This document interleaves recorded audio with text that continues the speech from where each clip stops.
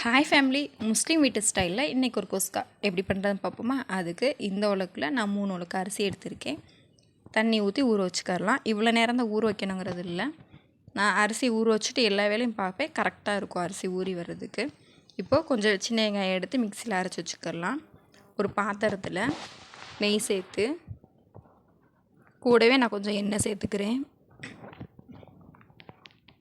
இதில் 2 பட்டை, 2 கிராம்பு, 2 ஏலக்காய் சேர்த்து 4 பச்சை மிளகாவும் சேர்த்துக்கரலாம். நான் பெரிய வெங்காயம் ரொம்ப பெருசாக இல்லாமல் அளவானதாக 2 எடுத்துருக்கிறேன். இப்போது பச்சை மிளகாய் இதெல்லாம் நல்லா பொரிஞ்சோடனேவும் நம்ம கட் பண்ணி வச்சுருக்கிற பெரிய வெங்காயமும் சேர்த்துக்கரலாம். வெங்காயம் நல்லா வதங்கி இருக்கணும். நம்ம எந்த டிஷ்ஷுக்கு வெங்காயம் போட்டு செய்கிறனாலும் வெங்காயம் நல்லா வதக்கி செஞ்சோன்னாலே அது ஒரு டேஸ்ட் தான். இப்போ வெங்காயம் நல்லா வதங்கிருச்சு. இது கூடவே நம்ம அரைச்சி வச்சுருக்கிற சின்ன வெங்காயம் பேஸ்ட்டு சேர்த்துக்கலாம்.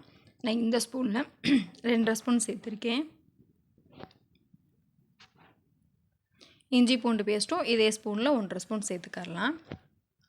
இப்போது இஞ்சி பூண்டு பேஸ்ட் மசாலாலாம் பச்சை ஸ்மெல் போகிற அளவுக்கு நல்லா வதக்கிக்கிட்டு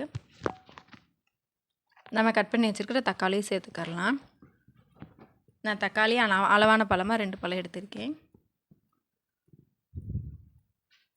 தக்காளி இப்போ நல்லா கிறங்க வதங்கணும். இது கூடவே 1 ஸ்பூன் தனி மிளகா பொடி, 3/4 ஸ்பூன் பட்டாரம் பொடி சேர்த்துட்டு கொஞ்சம் புதினா, கொஞ்சம் மல்லித்தலை இதுவும் சேர்த்து நல்லா வதக்கிக்கிறலாம். நான் 1 உலக்கு அரிசிக்கு 3 உலக்கு தண்ணி கணக்கு வச்சு 9 உலக்கு தண்ணி ஊற்றிருக்கேன். இப்போது உலை நல்லா கொதிச்சு வந்துருச்சு. நம்ம ஊற வச்சுருக்கிற அரிசியை இது கூட சேர்த்துக்கலாம். சேர்த்துட்டு தேவையான அளவு உப்பு போட்டு மூடி வச்சிடலாம்.